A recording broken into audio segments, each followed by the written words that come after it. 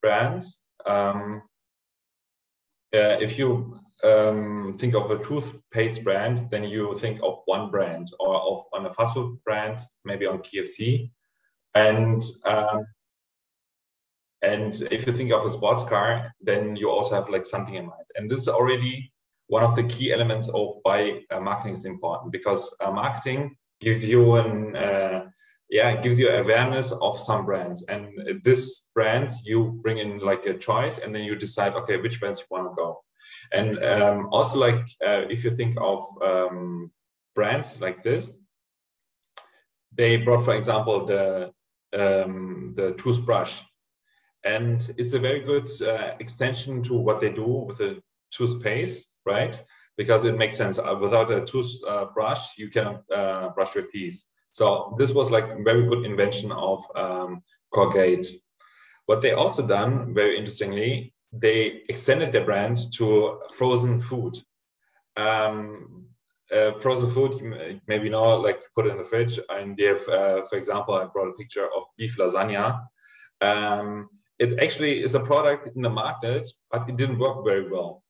Why it didn't work well? Because the fit from the brand Colgate, over years and years, they were branding as like a toothpaste brand, but they wanted to stretch the brand to something food related, and this the consumer didn't accept, meaning this was a failure of the product.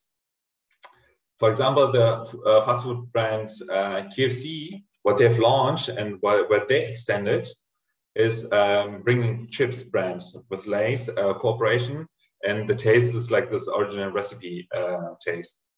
And this worked very well because it aligns with the brands, it aligns with what they stand for, and also like what they have done in the last years. They can extend the brand to the new category, which is like chips. What they have also done is like a candle with the smell of a gravy. And they also brought this on the market, but unfortunately it didn't work because the stretch was too far. So if you have a brand or if you have like a marketing concept, then you have to see where is my limit, where can I go, and what makes sense for the consumer. And also like another example for Ferrari, it's a very sporty car, it's very engineered car, very complex engineering behind.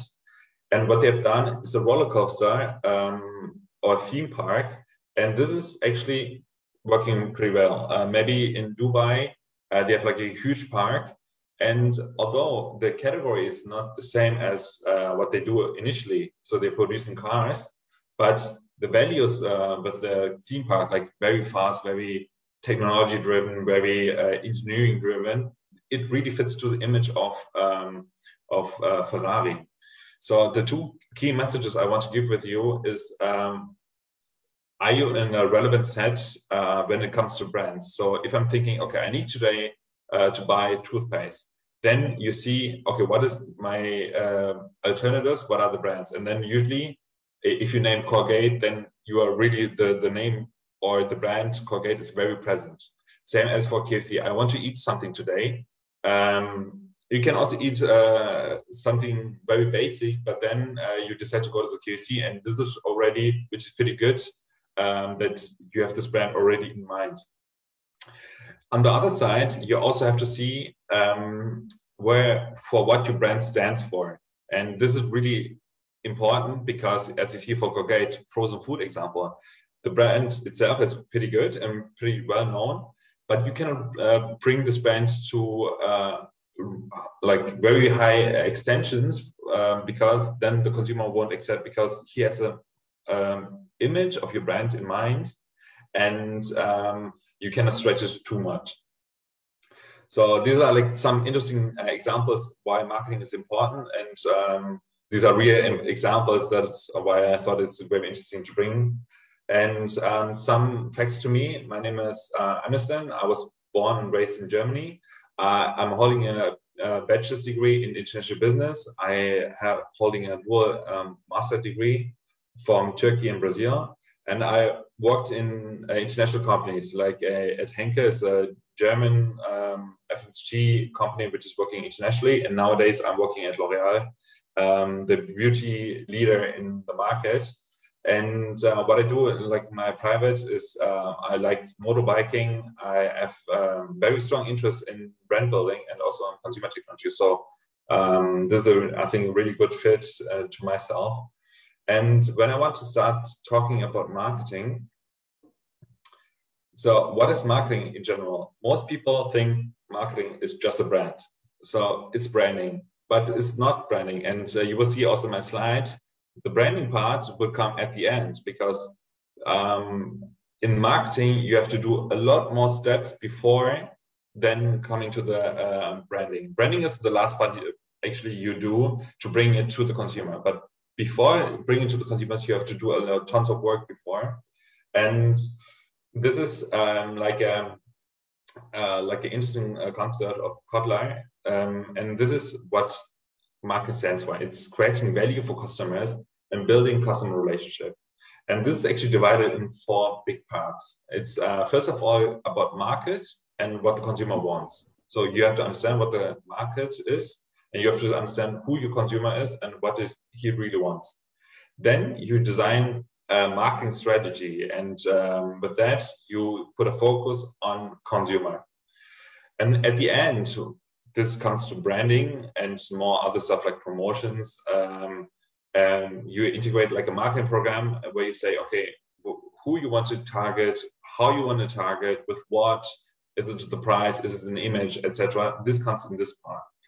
And altogether, these are like essential things in the middle. And at the end, it's key for you, or in general in marketing, to build a relationship with the consumer. So there's actually an interesting number. It's 5 times higher to generate a new consumer than holding a consumer. So it's also really relevant to have a relationship. I can give an example for myself. I bought a bike a couple of weeks ago, and it broke, unfortunately, 2 weeks ago. And I called the consumer hotline, but it was busy.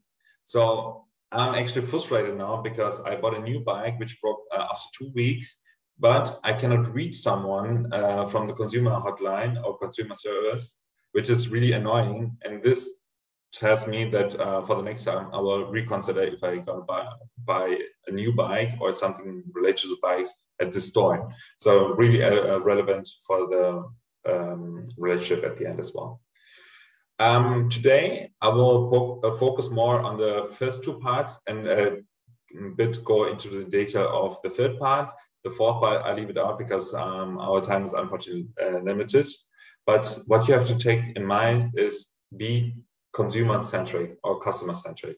This is really key, because if the customer is not happy, then your sales or your brand or your business won't grow. And this is really important to understand.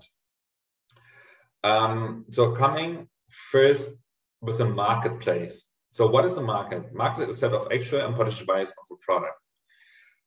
It sounds very theoretical, but imagine like a two-space market. The market is actually what you have, like the shelves, and the people who want to buy the toothpaste, which is probably 100% of the population. These are the potential buyers, and then you try to see how I can reach them. And imagine you're like a company, and you have competitors in the market. If this is if the category, if the idea exists, so you already are like 2 players who bring like marketing imageries, like concepts, brand, etc. And the consumer is actually buying your product. And consumer is the one who actually decides who's successful or who's not successful. And we will see also later that's very important to see who your consumer is really is about.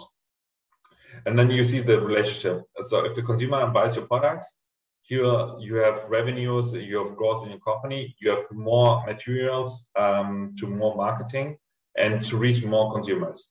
And this is like vice versa. So reaching the consumer is very crucial in every marketing activity or business idea.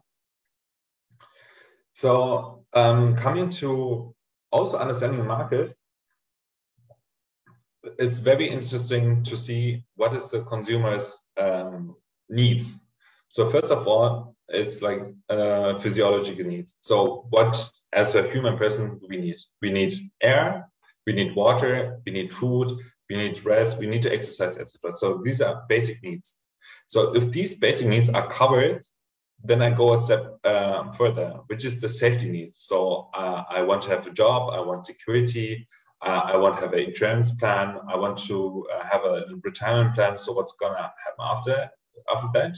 And these are like the, let's say, fundamental things of a human being. And then, of course, after that, love and belonging. So what is there? You have the need of friends, family, partners, children. These are very crucial as well. And then on the next level, if these three things are covered, you look for self-esteem. So maybe it's fame, maybe it's recognition from society, maybe it's reputation, dignity, etc. And then on the top, it's confidence in achievement and freedom. And so every step needs to be working as well. So but the self-esteem won't work without the psychological needs. So if the psychological needs is covered, then the safety needs comes. If the safety needs comes, the love and belonging comes. If the love and belonging is done, self-esteem comes, etc. So then we have to understand what is the real need. Is it is a perceived lack of something? And for example, I'm saying I'm hungry.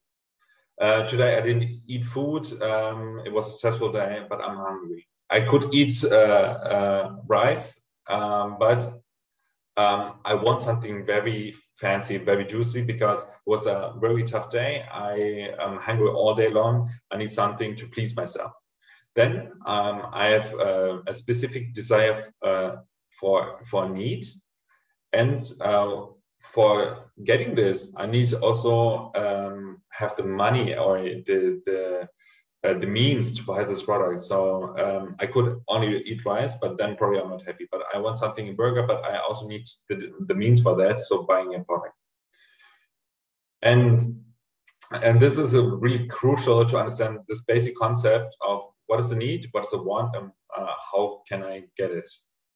And coming to the market environment, it's actually divided in three segments: internal environment, micro environment, and macro environment. So internal, on the left image, you see the firm itself. So basically your company, your idea, etc. It's an internal environment. And this is like your base, which you can control completely. In the micro environment, there your full control loses a bit. I mean, you still have your impact because you need to reach your consumers, you need to see your competitors, you have intermediaries, suppliers, etc.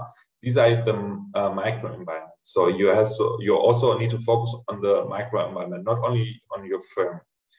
And then you have the macro environment. So this is something you probably don't have so much influence on, but you have to know these because this affects your business. Either it's exchange rate, either it's the government and new rules, either it's like a new competition, foreign competition entering the country. It's the culture, it's the technology, it's the climate as well. So especially interesting for us. So what is the rules happening in the country which could affect my business, my idea? And therefore, actually, there's a marketing concept which is called the Swot Analysis, and it's very simple, but it takes time to really understand and to fill it with all your ideas. So there's like some, on the left side, some positive factors and some negative factors. And then you have like internal factors and external factors. Internal factors means what is your company, and external factors is what is the market, what is your surroundings. And therefore we say, okay, in the internal factors, what is positive, what is in for me, or what is my brand, is like the strength. And in the strengths, you ask yourself, what are my strengths? What is very unique about my idea? What is very unique about my business? What makes me relevant for consumers? And here you have to answer some questions like, what are we best at? What intellectual property do we own? What specific skills do I have? Do I have the right financial sources? Is something that makes me unique? Do I have connections and lines that I can build on? And especially also the bargaining power. This comes at a later stage, but also needs to know if I have suppliers, do I have the bargaining power to really say it's my strength? Bargaining power usually comes with market size or good idea, and then this gives you bargaining power for suppliers in the intermediaries. On the negative side, and this is also really key for you to understand and to be honest to yourself as well. What are my weaknesses? It's okay to have weakness because you cannot be strong in everything, but you can accept some weaknesses if you have focus on a consumer idea, etc.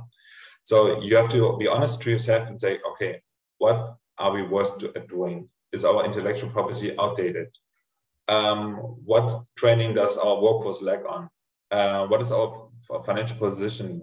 Are we like a profitable company, or are we actually losing money?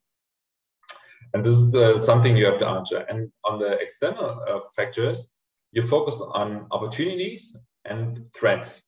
What is opportunities? So, for example, let's say an opportunity would be the world is changing more digital, right? People are using more phone. People are also willing to pay with the phone, and they're interacting with the phone much more. And maybe this technology is good for you to reach people, but also use this progress for your good. And then you ask yourself also so what is very good for me when it comes to competition? So if you know the competition is not good at something, this could be like an opportunity to attack them or bring your ideas more into the position. And also what I told, new technology might be available, which could change the market, interrupt the market as well. And also what new markets might be opening to us. I showed you some examples in the beginning. The new markets, for example, the Colgate, they had only the toothpaste in the beginning, but then they go to the toothbrush segment, which is good and which is relevant and which makes sense for the brand. But on the other side, they want to go to a new market, which is the frozen food, which didn't work out. So here you have to see what's really in for you. Then at the same time, you think about threats. So knowing your weaknesses is something for the competition to attack you. Is there new legislation or new rule or new governmental politics which might damage your interest? And is something socially happening in your society that really could affect? And this is actually a really relevant topic nowadays because of the climate change. It really affects a lot of companies. For example, like petrol companies or tobacco companies, they have to think new ways and they have to invest in new categories because people want nowadays like climate products or sustainable products. And then you cannot dig into petrol too much. So you need to find new businesses. And this is the idea of SWOT analysis. And this is really key to do for your ideas as well, to understand what are my strengths, what are my weaknesses, and understand what's happening in the market and in your surroundings, what opportunities is there for me, what threats are there for me. And this is something I really recommend to focus on your business ideas. So there's some definition on competition. I just fly on it because it just gives a basic idea. So there's 4 types of competition. There's a perfect competition, a monopolistic competition, oligopoly, and monopoly. Perfect competition means there's many players in there. And basically their entry barriers are not high. And there's like money markets as an example. So you can really enter the market with no money and you have a lot of players. Then you have the monopolistic competition. There are many players the barriers are low, still there's like very like for business, right? And here's an example for soft drinks like Pepsi, Cola, and what else you have. This is like a monopolistic competition because they are kind of huge. And in oligopoly, it's only few competition because the barriers are medium to high. And here you can think of flight carriers like airplanes. Usually you have 1, 2 national airplanes because you have high barriers to enter the market. So high barrier means here the airplane itself. You need to own an airplane to have like a flight carrier, right? And to invest like in airplanes, it's a huge cost. So not many competition enters the market. In a monopoly, there's zero competition at all. So no competition. And the barriers to entry is also not possible. And here, usually it's like railroad networks, for example, or some other monopolies. So this is like a just basic idea of competition. Another very important tool that you should work on is the 5 Potus forces. And this gives you an idea how the market is or how you structure the market as well. So you think of different perspectives here. So first of all, industry and competition, which is in the middle, competition within the players. So you really list the names of your competition, you see what their strengths and weaknesses are, and you think of what threats they can give us, right? Then you have the customer, which is on the right side. You have to know that the customer maybe loves your product, but at the same time, if you're asking too much, or if you're stretching too much, the customer won't accept. This is the example of Colgate frozen food, where the customer didn't accept the product. Then you have to think about substitutes. What does it mean? Substitutes could be like a competition product, very similar concept, but it could be something completely different, which can interrupt your market. For example, let's say you have a bike, like a simple bike, but then the car industry is as a substitution for you, or motorbikes is a substitution, or e-bikes is a substitution. So you have to also think about substitutes which can interrupt your market. And also suppliers is also very relevant because they also your business partners, but they can also have very strong negotiations power, which might affect your business as well. And the potential players as well. So this is something which is like outside of your scope of players, which can completely come from other foreign countries and then interrupt your market and your position in the market. So this is also something I really recommend to focus on and to write things down to know what's really happening in your market, in your segments. Then also coming to the next topic, which is design a marketing strategy. And here you have to segmentation is really key. And there's like 3 ways to segment the market. So market segmentation is dividing the markets into segments of customers. So let's see, these are the people, and you probably with your idea, you cannot reach everyone because you don't have interest in reaching everyone, you don't have the financial sources, you don't have manpower to reach everyone. So you say, okay, I want to focus on some people, on some groups. And then if you define which is your market segmentation, and then this is the target marketing, where you really go after them and really want to reach them. And I will give you some examples. And at the end, it's also about positioning your brand. And this is like giving it an idea where your brand should be in the minds of the consumers. So taking the Colgate example, for example, the brand itself is very good in toothpaste and maybe in toothbrush as well, but not so much in food-related topics, right? So the positioning of this brand Colgate is rather on toothpaste and toothbrush, but then on frozen food. So these are the three things you have to segmentate on.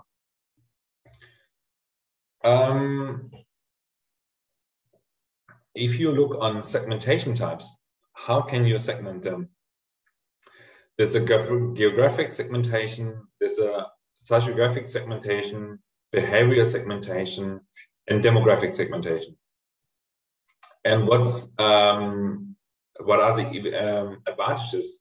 If you segment the market and you understand better the market, it gives you a better understanding of the customer. Who's your customer?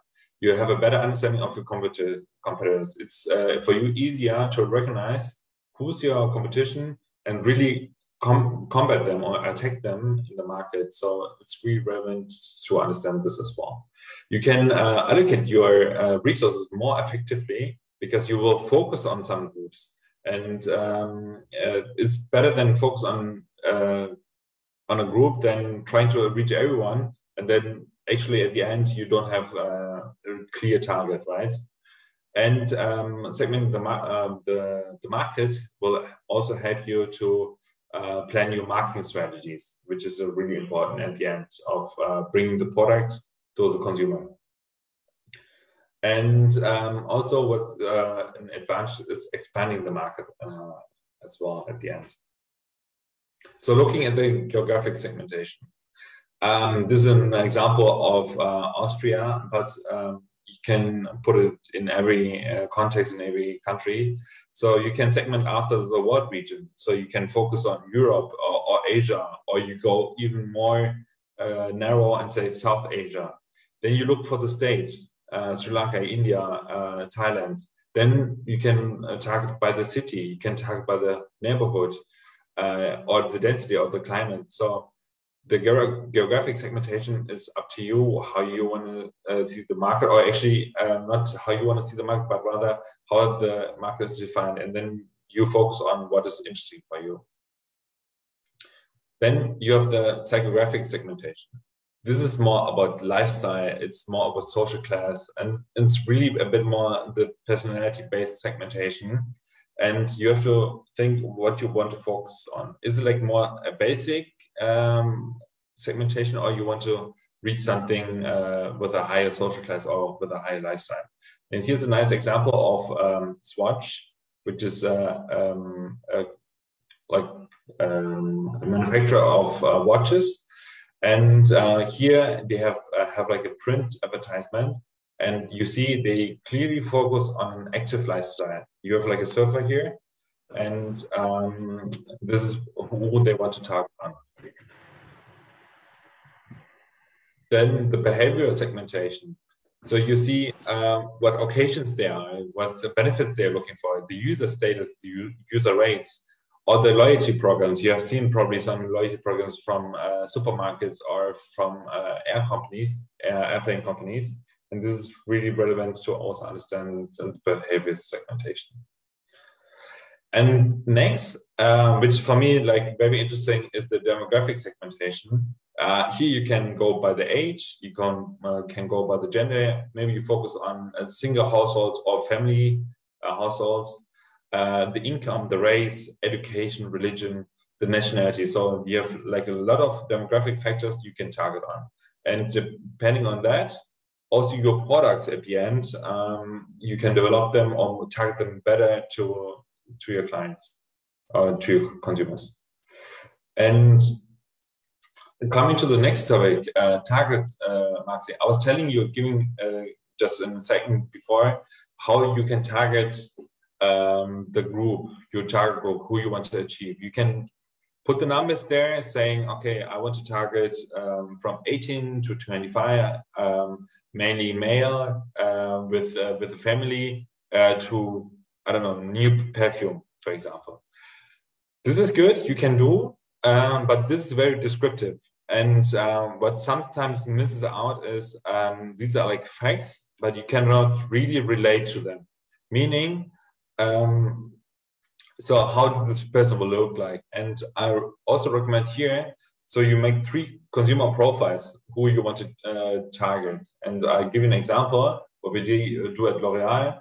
So what we have done, we have made some profiles about the German consumer, saying we can put them in 11 buckets, and they are like different kind of people, right? There's like a difference in social class, difference in demographics, a difference in age, different in income, and leading cluster. And then what we do is giving these customer groups a face. And you see, for example, here the type 2, the consumer segment type 2, we call them assertive cosmopolitans, and they have this active lifestyle. And then we actually write down what they're standing for. You know, they have like these high standards, and they have a healthy body and a very fashion interest, which also is very important for them, as it signals their status. And this helps you to understand who your target persona is. You know, so you have a face, you know what their interests are, and then you can better target them. Like in your marketing activities, is it if they target group is more digital affine, then you can target them with social media, for example. If your target group is more older and watching only TV shows, then maybe the social media is not so interesting for them. So it's really key to understand who your consumer is. And if you go more deeper, is you start what they need, right? This is also what I showed you before with this needs, like psychological, etc. This pyramid. You understand what their need is, and every consumer choice impacts the behavior and experience of a consumer. So it means, therefore, the impact of the consumer's lifestyle, and it has another impact on another consumer, which generates new needs as well. So if I have a need and I choose for something, this will affect my behavior and experience. And this also shows a bit of my consumer lifestyle. So coming back to the example before, I'm hungry and I don't want to eat some basic food, but I would rather go to burger. And then I eat the burger, and this maybe also shows my consumer lifestyle. And then if I show it on Instagram, or if I show it on social media, other people might be involved and might be interested to go also to grab a burger, and this will affect the whole ecosystem. So if you look on the consumer buying process, here it's really key to understand what is my problem, right? So I have a problem, I have a need, and then I look for information. I look for information, and then I have alternatives. I look what are the solutions for my problem, and then I buy it. And then also after buying this product, what experience do I have with this product? Is it valuable? Would I do it again? This is something you do after purchase. And there's like 3 factors actually influencing this consumer buying decision process. It can be like personal factors, it can be psychological factors, and it can be also social factors. All these factors affect my consumer, like my consumer buying decision, and every consumer buying decision is really affected by these factors. So just digging into the information search, there's like 2 main concepts of search. The first one is internal search, where I'm for my own, more or less, and saying, okay, I have previous experience of this product category, so I know what kind of products I want to buy. Or I heard something about the product category. My friend, my family, my mom told me, maybe you should consider this product. So I have some internal search. External search is more about the shopping surroundings. It's like the advertisement I see on the TV or on the print. If I walk through the streets, I see like billboards. And these are affecting my external search. And also talking to friends is also one of the key elements of external search. And then it comes to evaluation of alternatives. So here again, you have an awareness set. What does it mean? Awareness set is like the names, it comes to someone's mind when I'm thinking of fast food. So my awareness set is then probably McDonald's, Burger King, KFC. And these are already the awareness set, which is good because I'm thinking of these three, not of other fast food companies which might exist that I don't know. And then you decide where you want to go depending on ratings, the retailer with the position, what the pricing there is. And at the end, I'm deciding for something, and this is then called a vogue set, a brand of a particular product that a consumer considers when choosing to buy this product. So from awareness set, having options of 3, 4, 5 alternatives to choosing one is the evoked set. Exactly. Is it clear so far? Do you have questions? Because it was very theoretical so far. Just give me some feedback if I'm too fast or you have questions.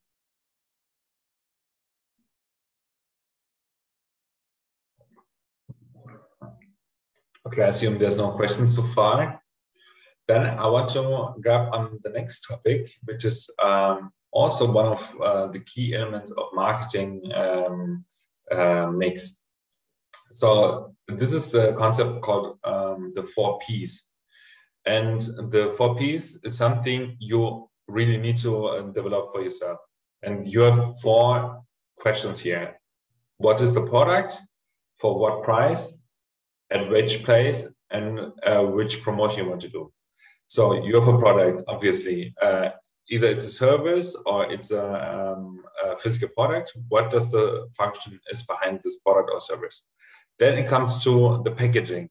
How does the packaging look like? Is it a big size? Is it a small size?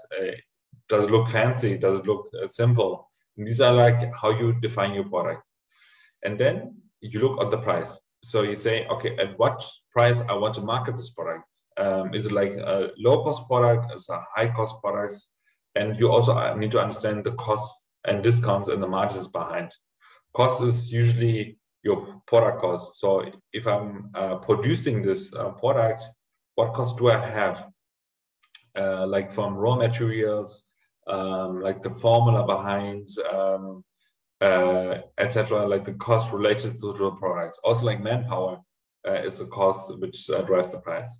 And the margin is something that depending where you want to sell your product is you give to your intermediates. So for example, to the supermarket, you have to give a certain margin because otherwise they don't list your product into the supermarket, right? So you have to give them a margin as well. And then you think also about discounts. So if you want to promote the products, etc., you give a discount on your price as well. So these things you also need to think of. And then place.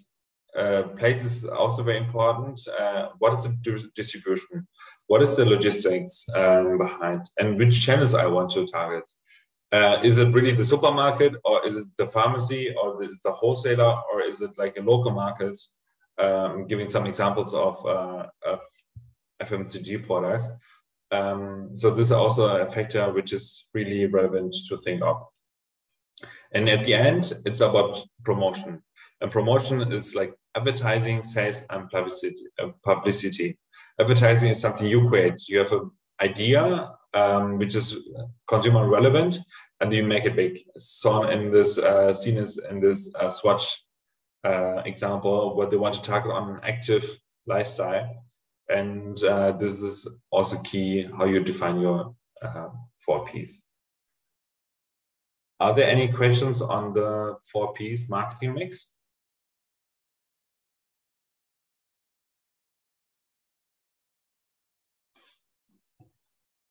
Then I move on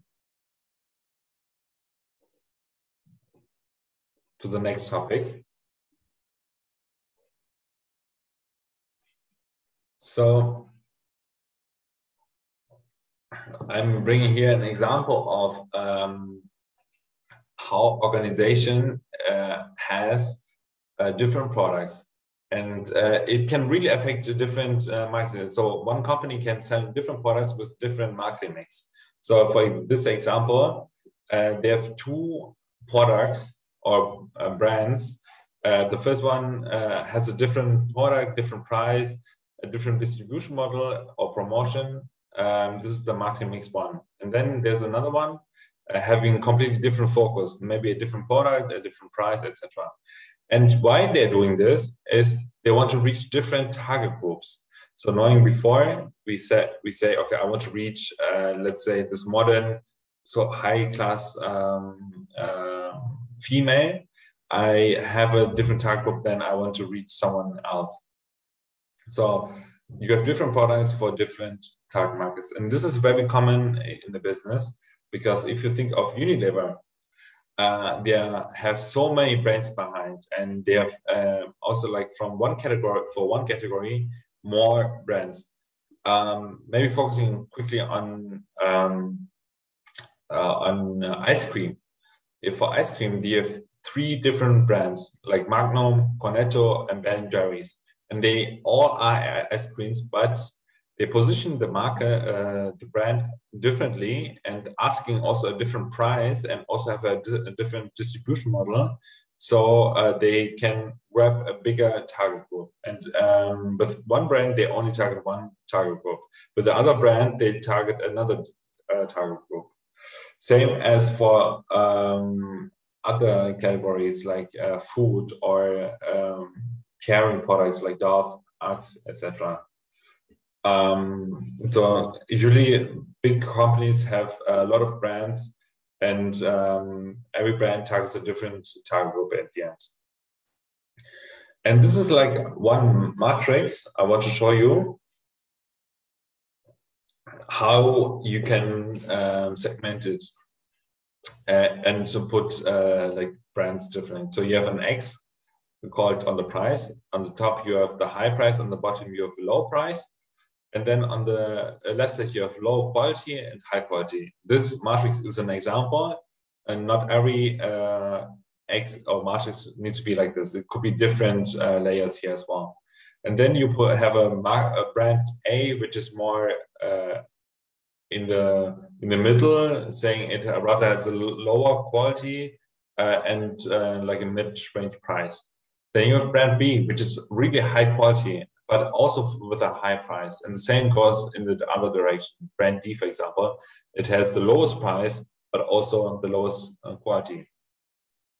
So this is a very theoretical model, but if you apply for chocolate example, this is also the same matrix. On the left side, you have rather Kit Kat, Twix, and on the high price, high quality, you have more premium brands like Blore, etc. Exactly. This is a very rational example, but giving you an emotional examples, you can also apply it for car brands. You know, on these lower segments, you find like Mitsubishi, Hyundai, Nissan, Mazda, etc. on this lower bottom, but with emotional higher value, there's like a BMW, Audi, Volvo, Volkswagen, Land Rover, Jaguar. They are located more here on the emotional level.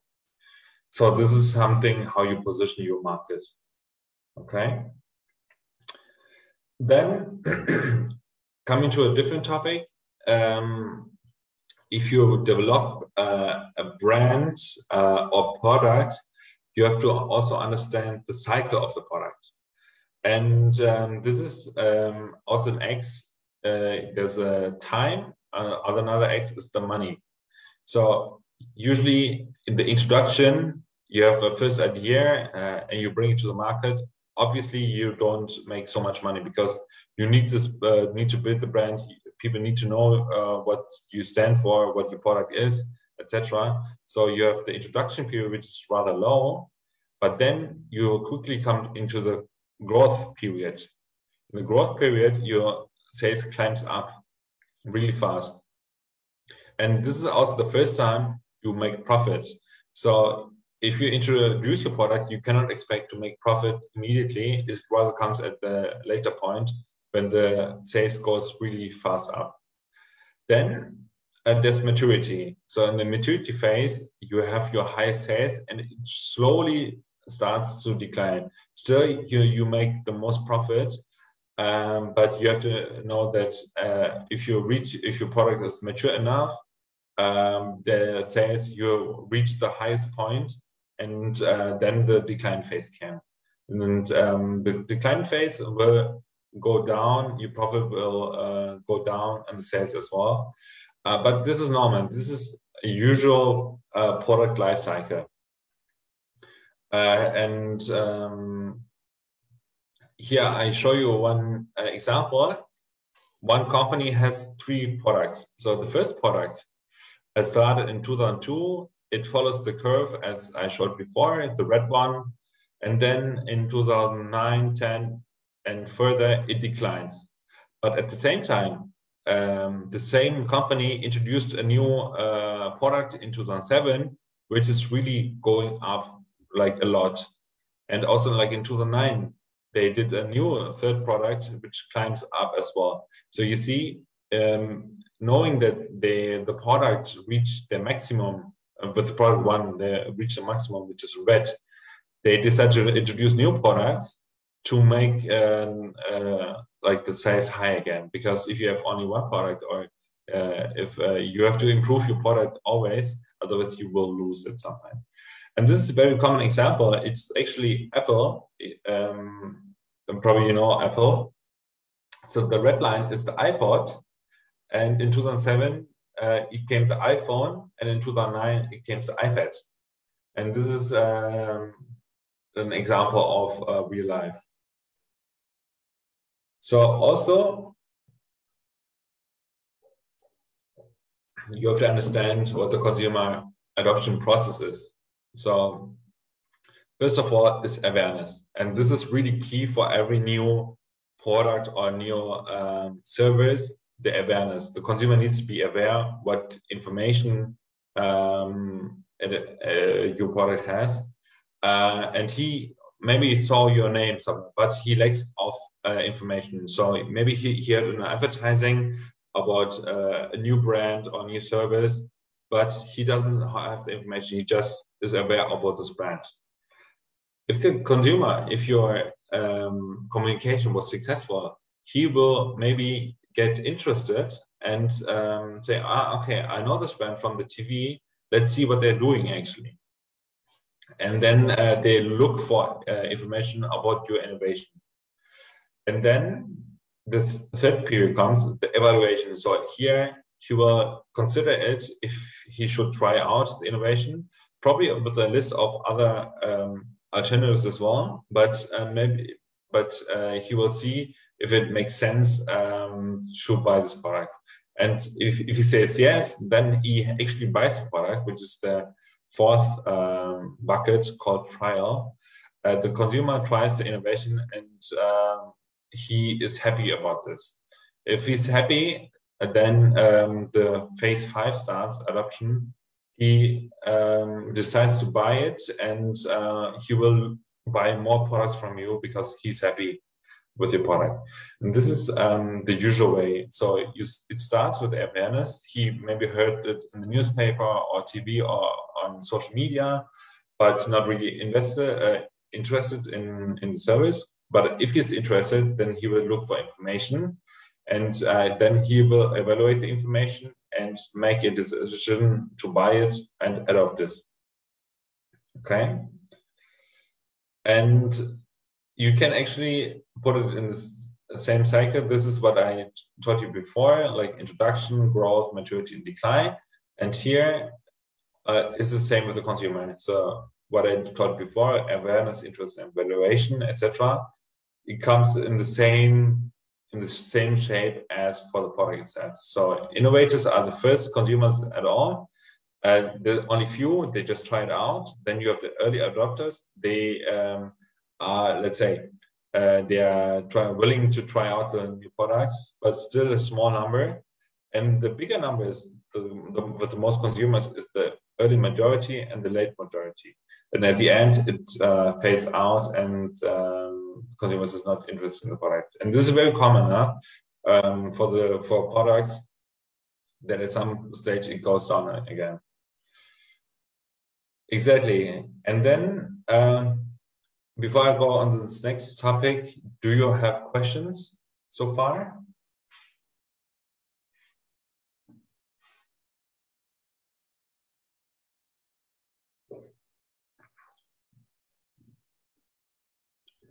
Okay, if there's no question, then let me continue on the last topic, which we are going to cover today. It's about branding. So probably a lot of people think marketing is branding, and it's part of it, but it's not everything. I showed you before what all the basic needs to be done, and at the end, the branding is crucial for bringing your product to the market. These are German examples, but I would just expand on the note here. For example, in the 1950s, it was rather explaining the product. So there's one guy in the TV and telling about what the product is, so what benefits it has, etc. In the 1980s, the concept of marketing or branding changed a bit. So you started to make attractive packaging. Looks nice with the fruits here from one yogurt. And then you tell also a story about it. So in the commercials, they usually show a family how they eat the yogurt. But nowadays, also having a lot of products, a lot of services in the market, it's about to differentiate. And with your product, it's not only about selling the product or telling about what the specifics of the product is, but rather telling a whole story about this product to give an image. Maybe we can quickly watch a small video if it's possible. Let me see.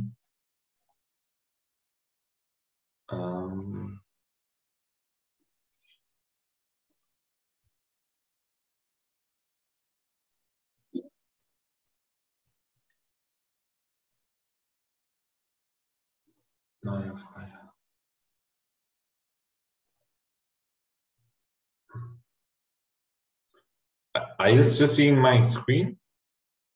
Yeah, no. Yeah. Okay.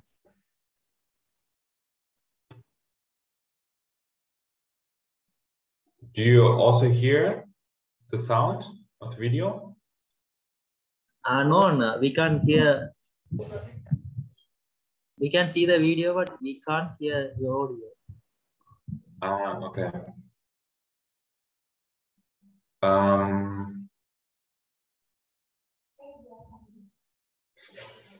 Okay, this is not working then. But I'm just showing the video without the sound. Yeah, I hope you can. There is a sound option in the share screen option in top of your monitor. Yeah. We will add the sound option on the screen.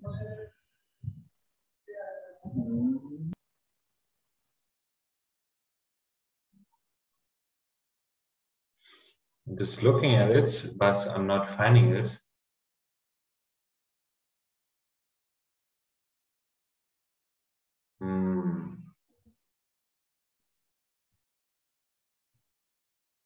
Okay, never mind. Then I just show the video without sound. Yeah, okay. Okay.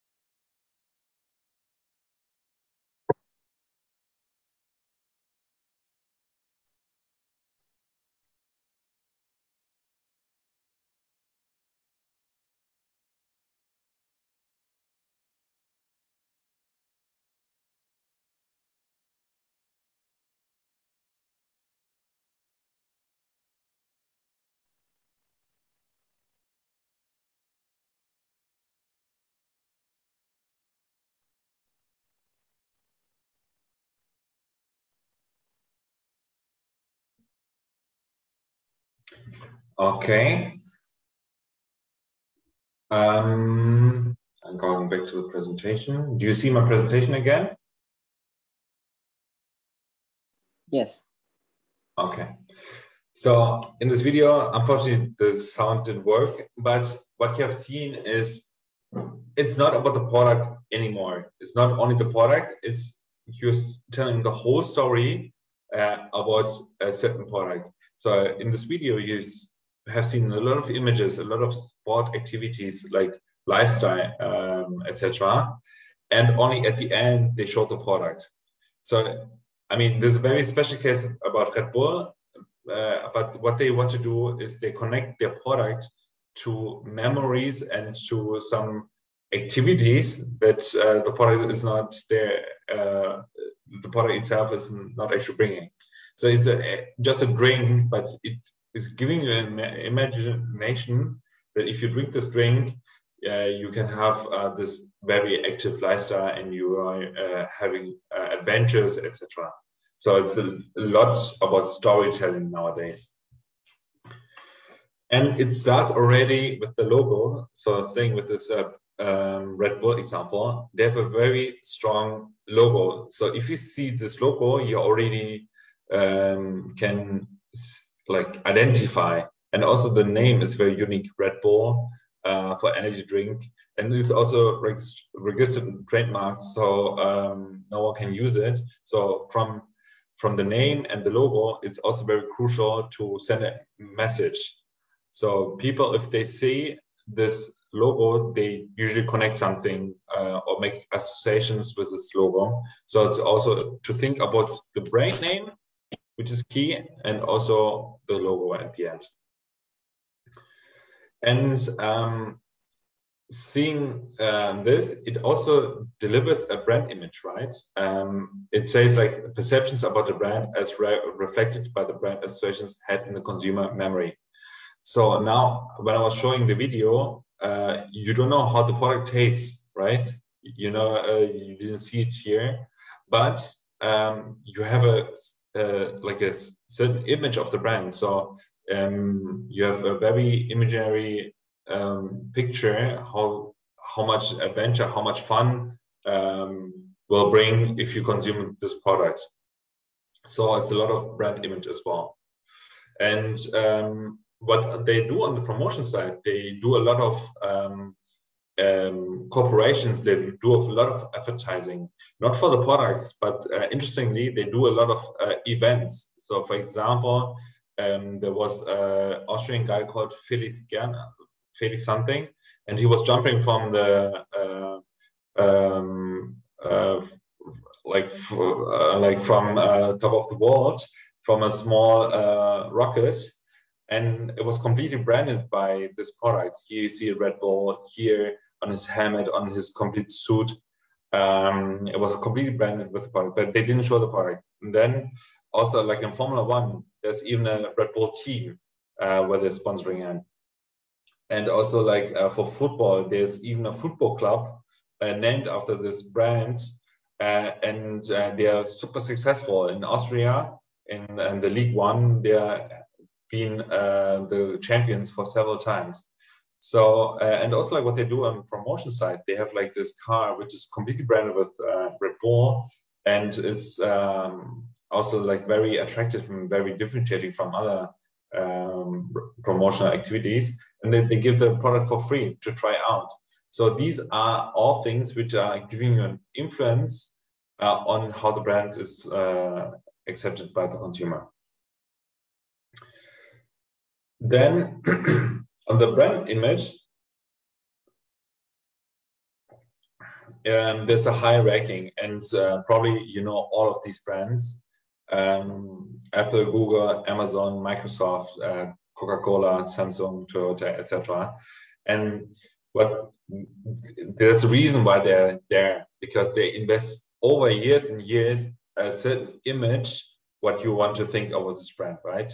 So if I'm using an Apple product, I automatically feel like I'm like technologically advanced. I'm on the edge with the technology, etc. It gives me a good feeling, and this is what you expect from a brand and give you this brand image. And with this brand image, you can also ask for a higher price. So for example, on Apple, the price of the phone is usually higher than for a Samsung phone or for a Google phone or a Xiaomi phone, right? You pay like a price premium because you have this image of a very high quality product, but at the end, often it's very comparable to other products as well. But because you have this image and this images in your mind, you are easier to accept a higher price for this service, right? And also like for Coca-Cola, I mean, this company exists for, I don't know, 100 years or longer, but they don't do so much innovation, right? Because usually they have the Coca-Cola simple one, and they have line extension like Coca Zero, Coca Light, but they are not changing so much in their products. They have some products available, but it's not changing every year, for example.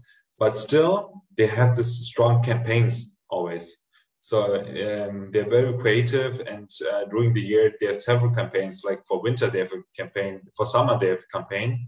They do a lot of sponsoring on events, etc. So this name Coca-Cola is very present. And if you're like thirsty, then you probably think of a Coca-Cola than of a Pepsi. And this is also something where a brand image is very important. And this brand image actually affects a lot of things, right? There's like inputs and outputs.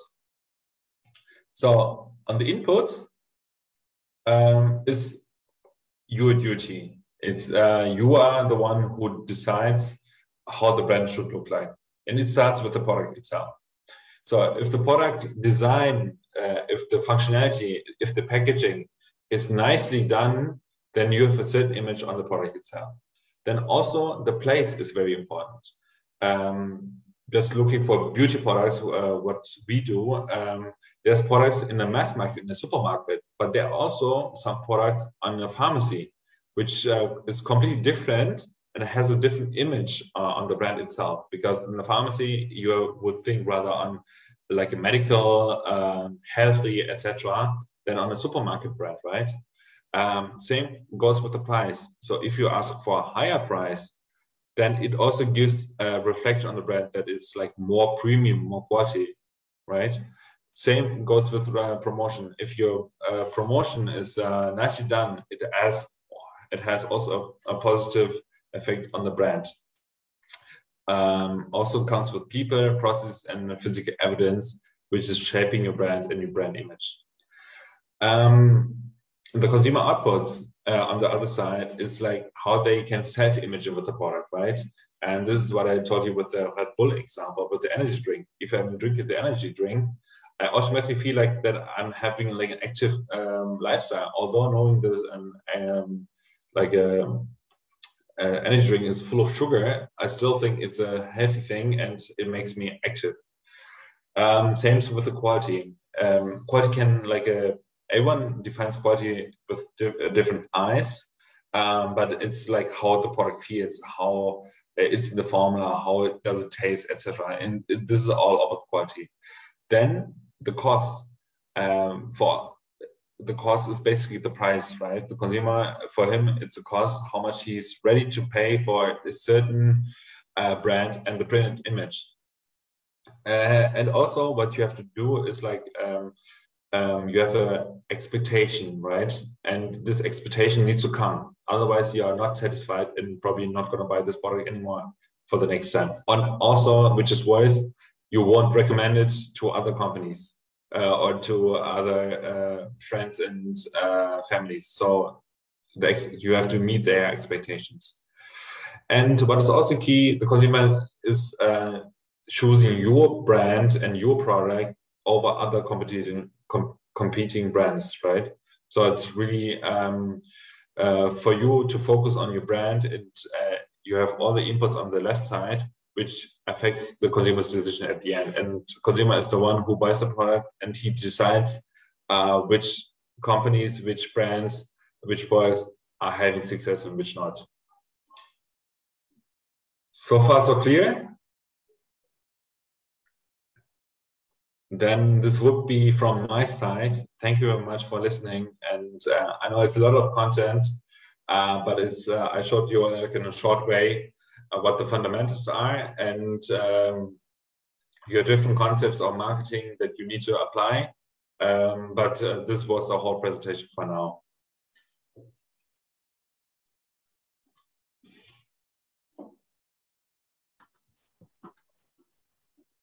யாருக்காவது அது கேள்விகள் இருந்தா கேட்டுக்கொள்ளலாம்.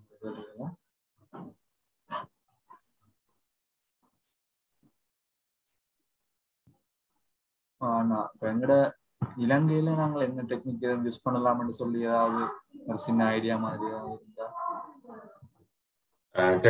Technology advertise பண்றதுக்கா? Also it depends on the target group. I know if you want to target younger people, then social media makes completely sense, and nothing goes over social media, because with social media you also have like a huge reach. You can target a lot of people with limited resources, and you can also easily adapt it. It could be Instagram, it could be Facebook, depending what your target group is in. But digital, like social media, doesn't make sense if you want to target older people. Older people are maybe not on Instagram, and maybe they are like reading more newspaper, etc. Then it makes sense to have like advertisement in the newspaper than on social media. But nowadays, and it's like this development nowadays is everywhere. You have Facebook, you have Instagram, which is like mandatory nowadays for a lot of campaigns, but also TikTok is a topic. But for TikTok, again, it's a rather younger target group. You know, the target group is about 14 to 18 people, years old people. Also knowing that there are older people as well, but the target group is different.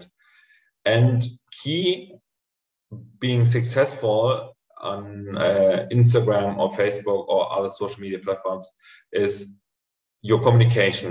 The communication must be interesting and relevant for the consumer.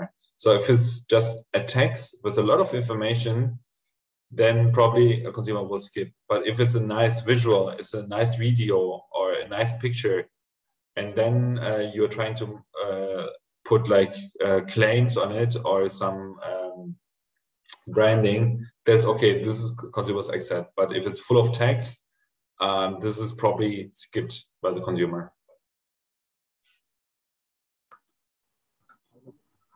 Yeah, okay, thank you, Anna. வேற யாருக்காவது கேள்விகள் இருந்தா?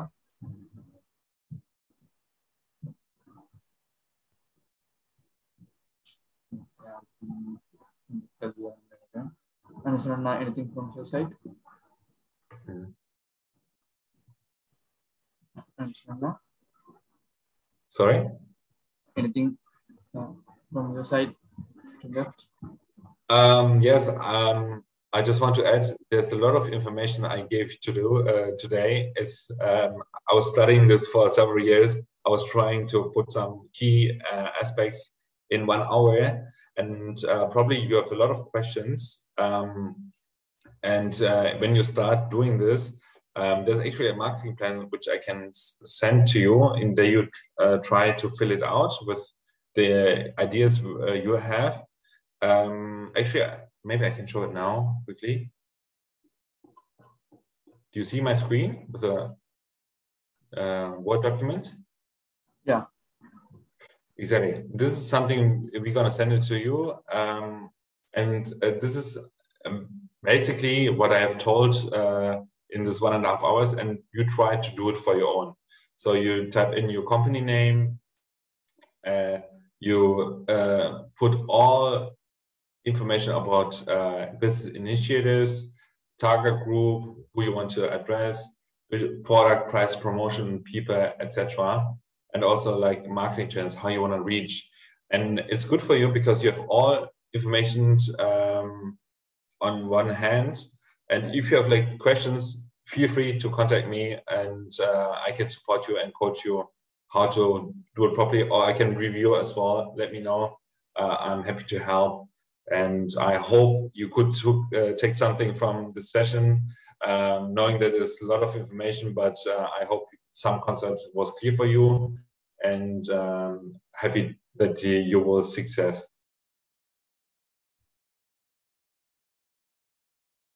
Thank you very much. Yeah. Can you share the presentation and Word document to us? Yeah, I will share. Yeah. Should I send to Sudan, or should I send directly to you, Sonana? Yeah, you can send to Sudanana and he, Okay. or you can send it in the mail thread. So, yeah, I will put my mail in chat. Okay, thank you.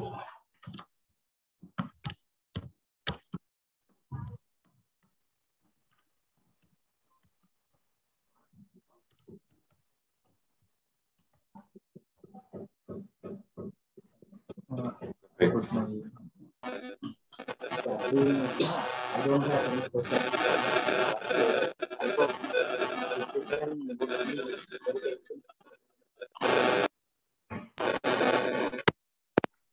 Hello? Yeah. Yeah, kind of. You can speak. Yeah, I don't have any questions, but I think the feedback, I hope this session would be very helpful to me, because I am as an entrepreneur. I learned a lot of from this marketing fundamentals. And thanks again, Anushan, for the great opportunity. Thank you so much. Thank you very much for the feedback. Makes me really happy. Thank you. Yeah, okay. Thank you so much, Anna. We will work together. Okay, thank you. Thank you so much.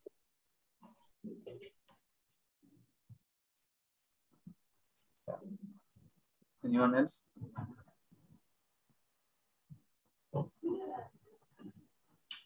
Yeah, okay. Now we can wind up. Okay. இன்னைக்கு அந்த மழை காரணமாக கொஞ்சம் பேரால join பண்ண முடியல. எனக்கு message போட்டிருந்தவைகள் அந்த இதுல லைவ் ஃபேஸ்புக்ல இருக்குது, அவைகள் அங்க பார்த்து கொள்ளக்கூடியதாக இருக்கும். இன்னைக்கு ஜாயின் பண்ணியிருந்த எல்லாருக்கும் நன்றிகள். இன்னைக்கு கொஞ்சம் இங்க மழை கொஞ்சம் கூட இருக்கிறபடியா இந்த கனெக்ஷன் இஷ்யூ ஆன நேரத்திலையும் எங்களோட கொஞ்சம் ஜாயின் பண்ணியிருந்தீர்கள். ஜாயின் பண்ணியிருந்த எல்லாருக்கும் நன்றிகள்.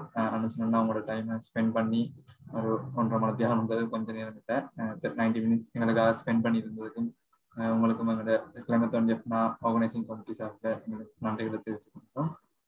Yeah, we can stop here. Thank you. Thank you very much. Thank you for the opportunity. See you.